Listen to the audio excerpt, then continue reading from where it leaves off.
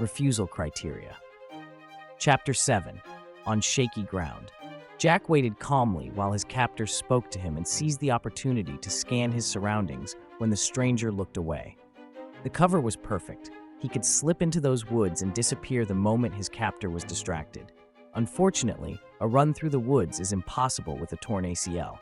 He could roll into the woods and hide close by, but he could never put distance between him and the stranger. Eventually, he would be found, and Jack did not know how angry his captor would be. This was damage control time. Stay alive, and when the chance arises, kill him. The thought made him bow his head and slowly shake it. He was no killer. And what would he use? A pine cone? He looked around for a weapon on the ground around him. Rock chips and twigs was all he could see. Then it dawned on him, the screwdriver. He could stab him in the neck or get the hammer in the trunk that was wide open right behind him. Secretly, he hoped for the hammer. He had a score to settle with that particular tool. "Can I stand?" Jack asked meekly. "What?" Sam snapped his attention back to the farmer who could barely retch out a squeaky yes a second ago. "Stand. May I please stand if it is not too much trouble?" "Why do you want to stand?" Jack was not ready for that question, but responded with only a small hesitation. "I need to take a leak. If you could help me up, I could lean against the car and go. Please, I have to go badly." Sam gazed skeptically into his eyes, looking for a glimpse, a twitch, a hint of dishonesty, and saw none. He saw a frightened man that needed to take a leak. Sam stooped and reached under both of his armpits, feeling the man stiffen with his touch. Lifting him to an unsteady balance on one foot, he let his hand rest on the trunk's edge, a hand that was now just 18 inches from the hammer. "Hop around here." "Why?"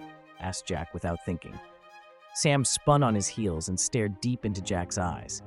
They both stood locked in each other's gaze. Jack's mind was racing. Was this it? Should he lunge for the hammer, and could he swing it faster than his captor could descend upon him? He nearly lunged before a thought crossed his mind. What if the stranger didn't attack? What if he just took 2 simple steps backward? Jack would be hopping around on one foot, swinging at the air with the stranger just outside his reach. The stranger would likely then walk around calmly, picking out a club with which to clobber him. No, that was not a good idea. The stranger finally spoke slowly, as if to a child that had just tested a parent to the edge of patience. "Because I don't want you to pee in the road where I'm going to walk in it. You hop to the side of the car and pee in the ditch. Do you understand?" "Yes," Jack squeaked. "I understand." He hopped to the passenger side of the trunk and leaned against the car.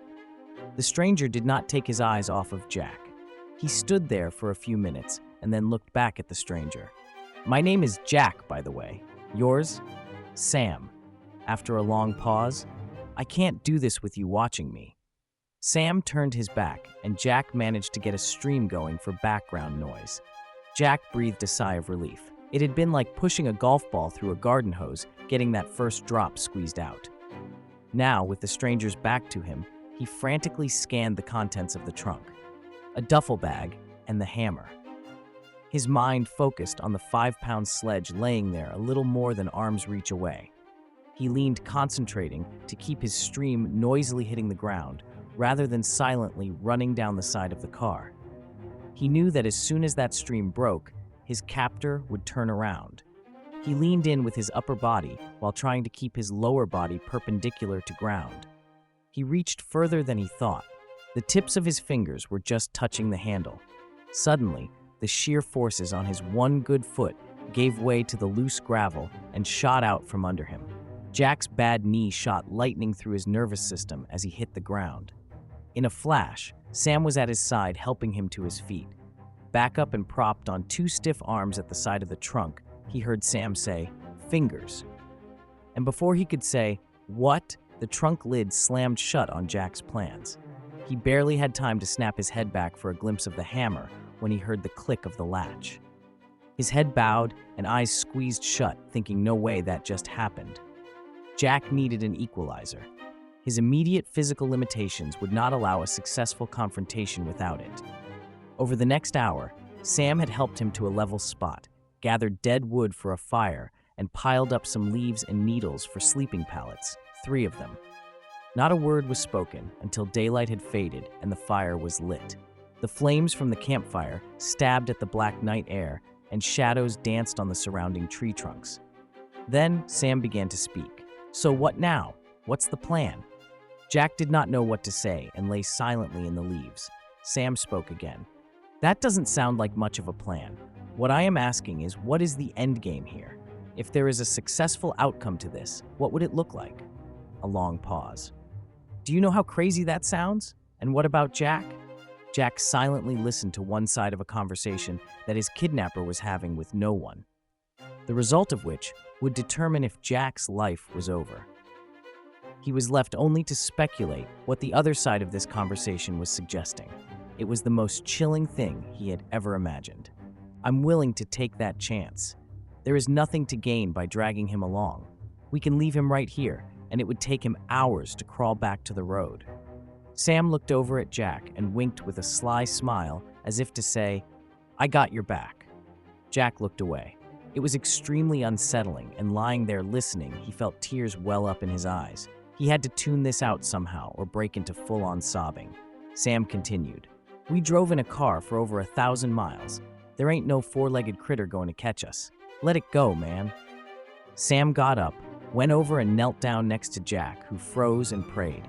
He pushed leaves up around Jack's body like a concerned mother worried about her son catching cold. Then he leaned down and whispered in Jack's ear, "Tomorrow morning, we ditch this guy and make a break for it. Just you and me."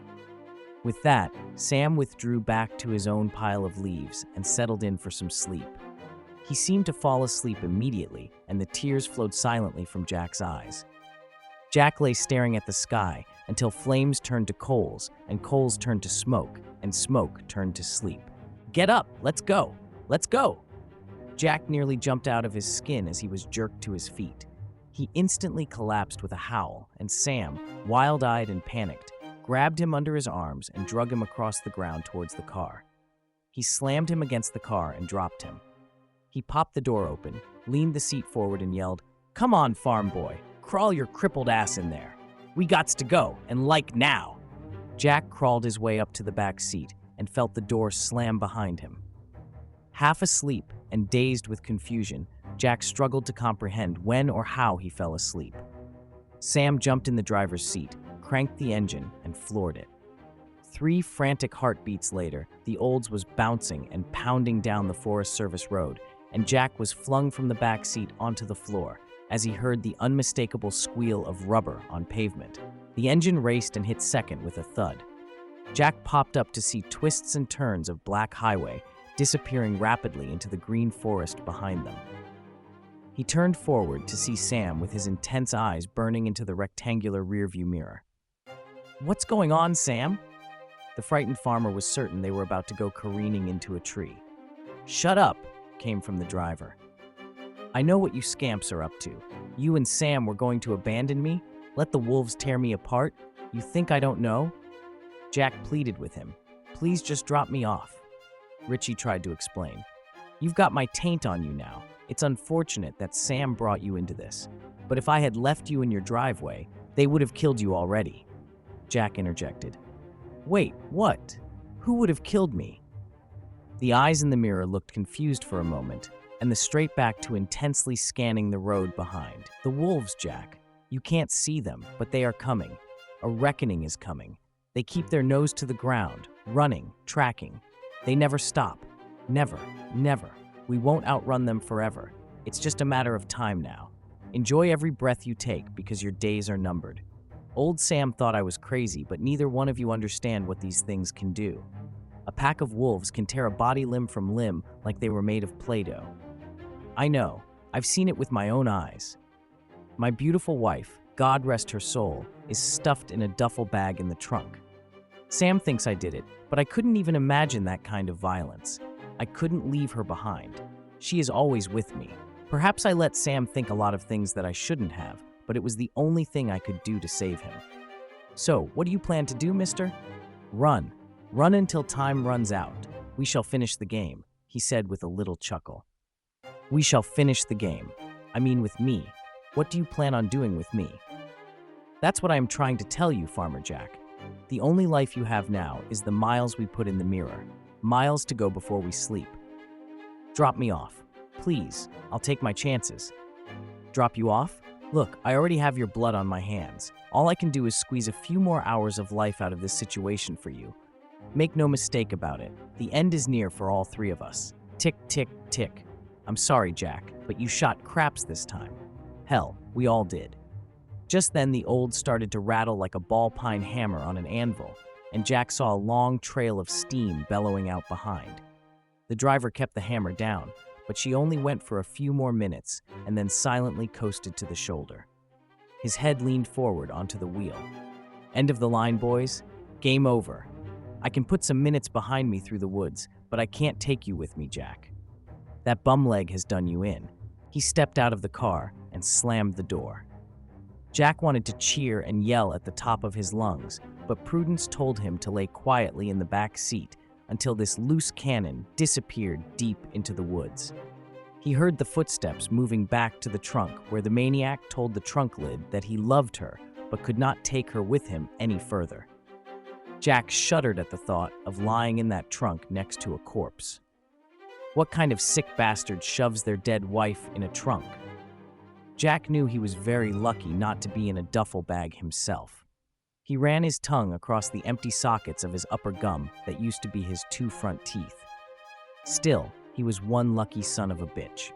The driver's side door clicked open, and the car rocked slightly with the weight of a person climbing in. His captor's head poked over the seat. "Oh God, no," were the words that escaped Jack's mouth. "Just look away, Jack, and it will be over before you know it." "Oh God, Jesus, no. Please don't do this. Please just walk away." "I can't do that to you, Jack. I can't let the wolves get you. You don't know what it's like." "I don't care what it's like. Just let me be." "Shh, you just look away now." As he raised the hammer in panic overcame Jack. "Go to hell, you wife-killing freak. I bet she was as crazy as you are. You probably did the world a favor killing her so you two lunatics couldn't reproduce." He had to let that steam off before his light went out forever. There was nothing to lose at this point, and damn, it felt good. Hammer in hand, Richey froze. He turned forward and sank in his seat thinking about that day, the day his life ended. Now he was breathing, but no longer alive. He would make a run for it on foot, but there is no doubt he would never see another sunrise. The last grains of sand were falling through the neck of the hourglass. Time had run out. The strength to put the farmer out of his misery had left him, and he wasn't sure the farmer deserved it after what he had said about his wife. He opened the door and stood up on weak legs as the hammer slipped through his fingers and bounced onto the pavement. Richey managed to put one foot unsteadily in front of the other and stumble off into the forest. And just as abruptly as it had started, it was over.